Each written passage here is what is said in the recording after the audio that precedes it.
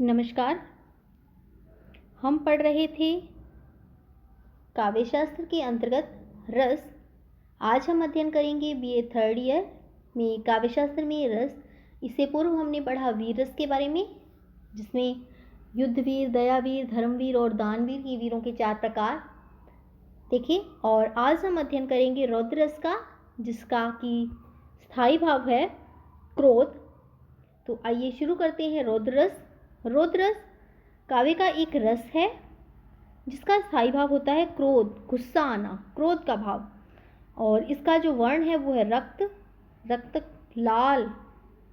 और इसका देवता है रुद्र देवता, रौद्र रस के देवता हैं। और जैसा कि हमने बताया कि इसका स्थायी भाव क्रोध है। किसी एक पक्ष या व्यक्ति के द्वारा दूसरे पक्ष या व्यक्ति का अपमान करने से अथवा अपने गुरुजन आदि की निंदा से या अपने प्रियजन की निंदा से जो मन में क्रोध का भाव उत्पन्न होता है वह कहलाता है रौद्र रस। और क्रोध के कारण मुख का लाल हो जाना, ये इसके जो है अनुभवों के अंतर्गत आएंगे। दांत पीसना, शस्त्र उठाना, बोहें चढ़ाना, ये सारे भाव उत्पन्न होते हैं और रौद्र रस कहलाता है वो। तो हम कह सकते हैं कि रौद्र रस का स्थायी भाव है क्रोध।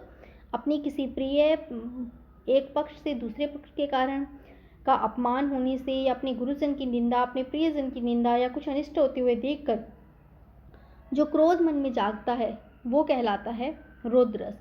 और इससे क्या क्या शारीरिक क्रियाएं की जाती हैं? मुख का लाल, मुंह गुस्से से, क्रोध से लाल हो जाता है। दांतों को पीसना, शस्त्र उठाना, बहुएं तन जाना, तो ये सारे जो भाव आते हैं रौद्र रस के अंतर्गत आते हैं। और जैसा कि हमने बताया कि रौद्र रस का स्थायी भाव है क्रोध।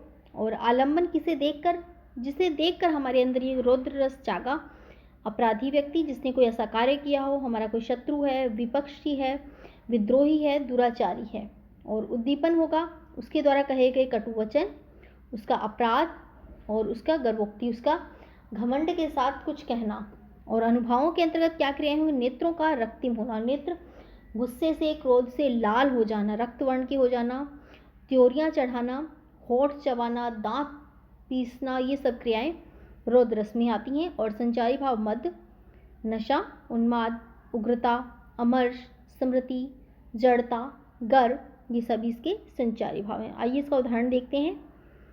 तो रौद्र है क्रोध की अधिकता से उत्पन्न इंद्रियों में जो प्रबलता होती है, इंद्रियों में जो क्रियाएं होती है वो रौद्र रस का रूप लेती हैं।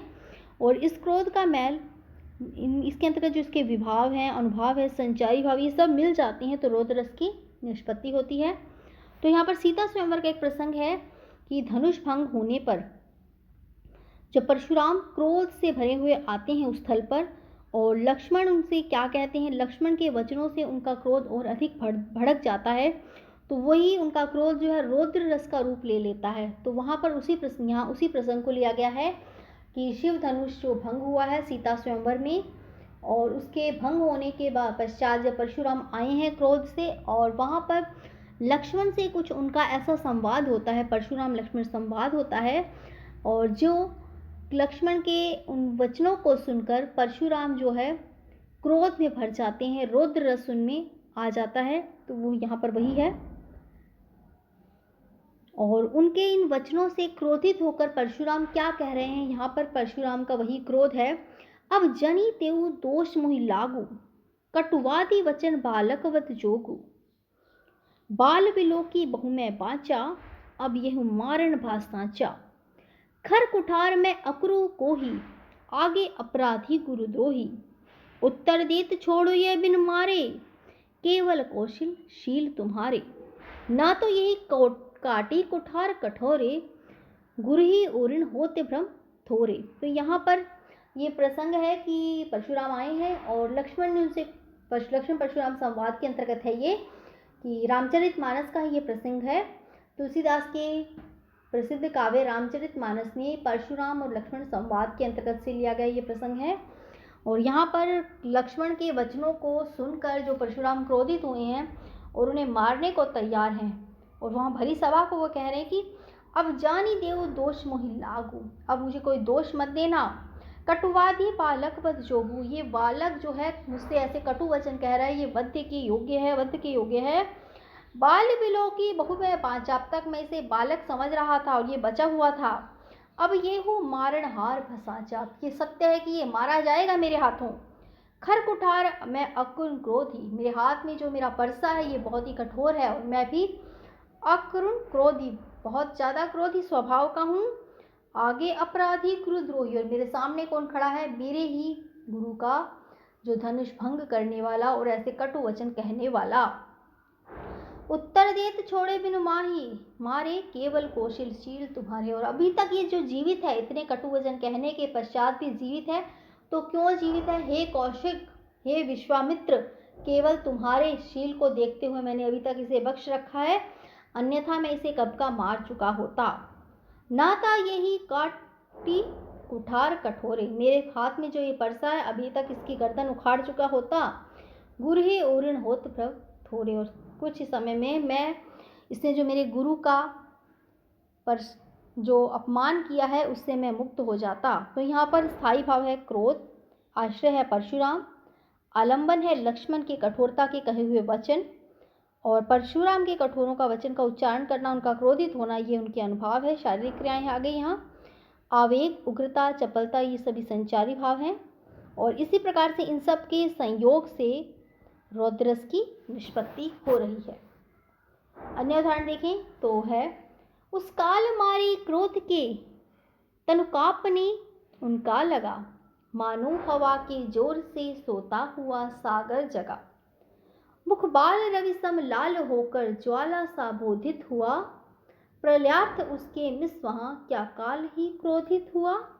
तो यहाँ पर भी ये वीरस का जो भरा हुआ, क्रोध का भरा हुआ उदाहरण है कि रौद्र है जिसमें कि आश्रय है योद्धा, युद्ध में जो है उपस्थित, और उसका आलंबन है शत्रु, शत्रु को देखकर, और उद्दीपन है शत्रु के कड़वी बातें, उसके कड़वे कथन। अनुभाव के अंतर्गत शरीर का कांपना, मुख का क्रोध से लाल हो जाना।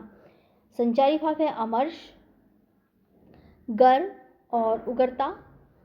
स्थायी भाव जैसा कि पता ही आपको क्रोध, और रस है रौद्र। तो उस काल मारे क्रोध के तनुकापने उसका लगा, मानो हवा के जोर से सोता हुआ सागर जला।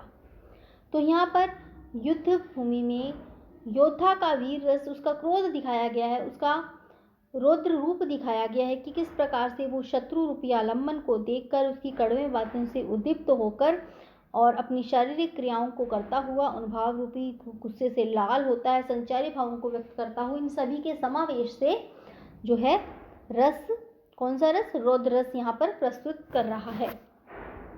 एक अन्य उदाहरण है, गर्भ के अर्भक काटन को पटुधार कुठार कराल है जाको, सोई हो बूझता राजसभा, धन को दल्यो हो दलिरो तबलता को, लघु आनन उत्तर देत बड़ो, लरिहे मारिये कार्य कचुसा को, गोरो गुरु गुमान भयो, कहु कौशिक छोटी से छोटो है काकू। तो यहाँ पर भी रौद्र रस दिखाई दे रहा है परशुराम के हृदय में जो, तो यहाँ पर आश्रय है परशुराम और आलंबन, जिसे देखकर उनके मन में ये रौद्र भाव, ये क्रोध का भाव जागा है, रौद्र रस की निष्पत्ति हुई है, वो है लक्ष्मण।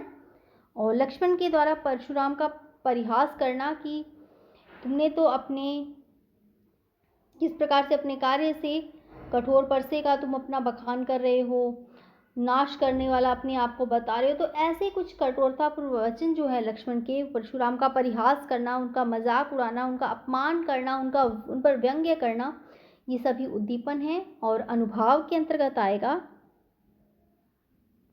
कुठार दिखाना परशुराम का, उनका क्रोध से दांत पीसना, आंखें लाल हो जाना, भुहें तनना, ये सभी अनुभाव हैं। संचारी भाव में गर्व, आवेग, उग्रता और अमर्ष।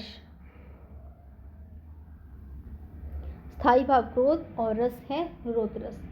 तो यहाँ पर ये भी लक्ष्मण परशुराम का ही है प्रसंग, और इसमें आश्रय है परशुराम, आलंबन है लक्ष्मण, उद्दीपन है लक्ष्मण के का परशुराम का, लक्ष्मण के द्वारा परशुराम का परिहास, उन पर व्यंग्य करना, उनका अपमान करना, और अनुभावों के अंतर्गत कुठार दिखाना, दांत पीसना, क्रोध से आंखें लाल होना, मुँहें तनना, और संचारी भाव गर्व, आवेग, उग्रता, अमर्ष इत्यादि। तो आज हमने अध्ययन किया रुद्र रस का, उसके अवयव, उसके अंग और कुछ उदाहरणों से इसे समझा। इसे आगे की कक्षा में हम पढ़ेंगे। हमारे पाठ्यक्रम के अंतर्गत आने वाले जो अन्य रस बचे हैं उनका अध्ययन करेंगे। धन्यवाद।